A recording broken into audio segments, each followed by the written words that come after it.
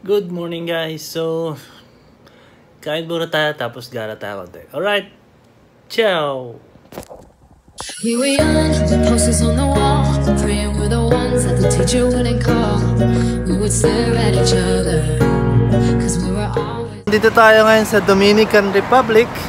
And medyo naggagala tayo ngayon kasi may free time tayo, no? Doon nga pala ako nakatira ngayon sa Crown Plaza. Actually may casino, no?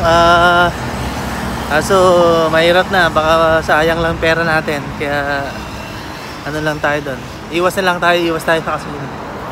So kabe-breakfast lang and papasyal tayo dito sa ano, along the beach kasi itong hotel, see?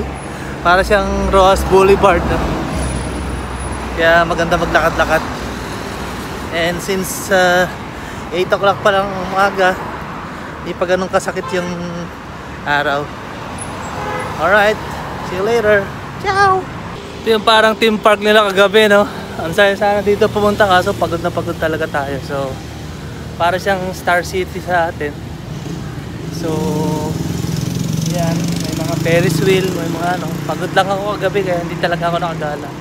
Dahil 36 hours yung biniyahe ko from Manila to Paris to New York, tapos papunta rito sa Dominican, ha? Kaya paghiga ko talaga kagabi plakda. And then 12 hours pa yung diferensya sa atin, no?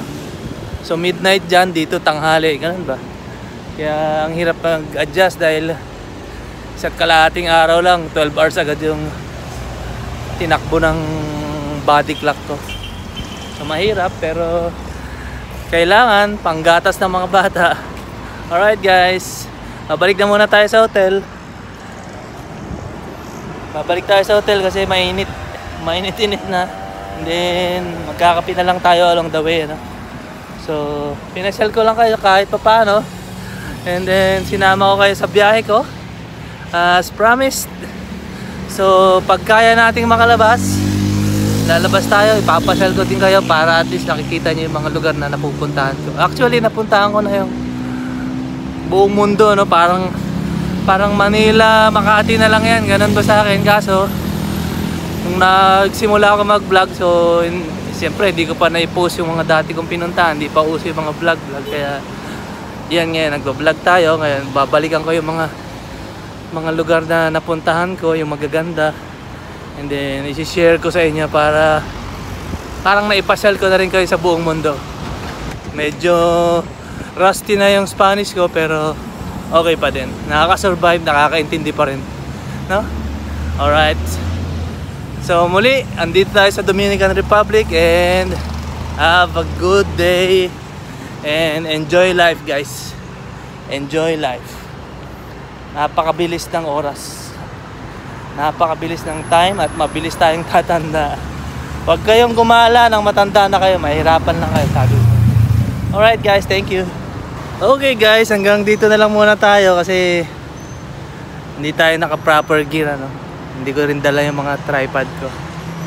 Tsaka yung gimbal, yung stabilizer, no? Pupunta pa sana tayo doon kaso ang layo. Tapos mayroon pa doon galyo, no? Tapos may malaking statwa doon. Siguro mga 4 kilometers yung layo na, no? So hindi na tayo pupunta, ay hindi nyo makita, masyado maliwanag. Pero ang ganda sana doon. Dito lang muna tayo. Kung may time pa tayo mamaya, tsaka maganda yung araw, gagala tayo. Dito lang muna tayo sa tabi-tabi. Alright guys, thanks for watching. Ciao!